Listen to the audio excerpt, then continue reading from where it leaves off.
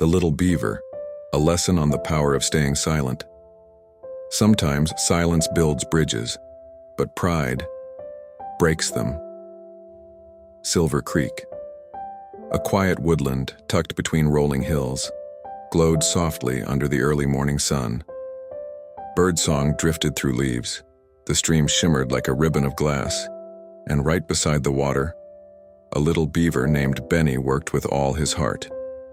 Hammering, shaping, smoothing, he crafted dams, carved wooden bridges, even made tiny twig chairs that rocked gently whenever the breeze passed through. Above him, two bluebirds, Sky and River, danced from branch to branch, chirping cheerful little melodies that filled the air like warm sunlight. Every afternoon, the trio played by the cool blue stream. They skipped stones, splashed water, and laughed at the ripples that chased each other. Every evening, they sat near the bank, watching fireflies rise in the air, glimmering like tiny lanterns drifting through a fairy tale. Life felt warm, safe, whole. But seasons change, even the happiest ones. That year's summer arrived harshly. The sun lingered far too long, drying everything it touched. Days grew hotter, nights grew still, and the once dancing stream began to shrink. Its song softened, its flow slowed, its banks cracked open like tired earth.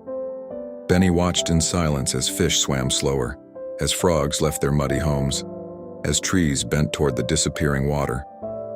One afternoon, Benny touched his dam, once strong, now fragile, and with a soft groan, it finally collapsed. Wood, dreams, effort, all drifting away with the last trickle of water. Benny stood there, his chest heavy, his paws trembling. "Without water, we can't live here anymore," he whispered. Sky fluttered down, resting gently on his shoulder. "We'll find another stream, Benny. You're not alone, not ever." River landed beside him, pressing a tiny wing to his cheek. Hope flickered. Not bright, but enough. Days passed. The woods felt different now, quiet, still, waiting. Benny tried repairing old paths, but the mud crumbled. He tried fixing fallen branches, but everything felt too dry, too brittle. Every night, he sat by the fading creek, remembering the glow of fireflies and wondering if he'd ever see them dance again. But one morning, rustling, fluttering, excited chirping, Sky and River swooped down, eyes sparkling. "We found one, a new river. A big, bright, sparkling river. A soft breath. Up north." Benny froze. His heart thumped loudly. A river? A real one, flowing, alive? "That's incredible," he said, their voice shaking. "But I can't fly. How will I reach it?" River tilted his head, thinking deep.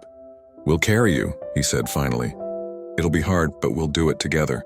Sky nodded proudly, spreading her wings wide. "We're stronger when we're with you." Benny felt his eyes sting, not from sadness, but from the gentle weight of love. They found a long vine, strong, sturdy, woven with forest scents. Sky held one end, River gripped the other, and Benny, trusting them more than anything in the world, bit onto the middle. "Hold tight," River murmured.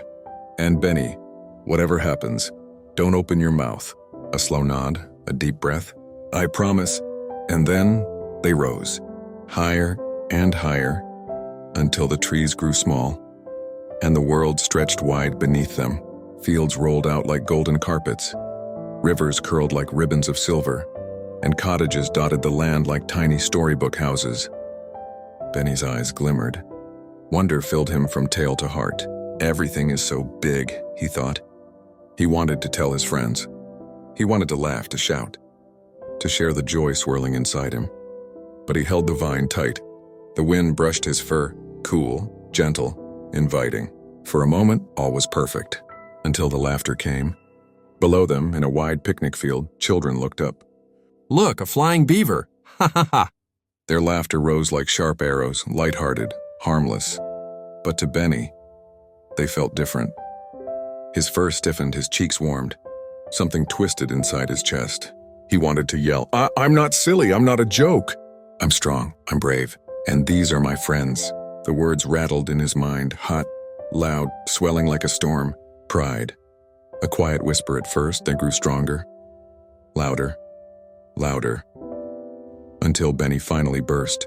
"I'm not—" The vine slipped. The world flipped upside down. Benny tumbled through the air and spinning, twisting, falling, the sky blurring into streaks of blue and green. And then, splash cold water wrapped around him.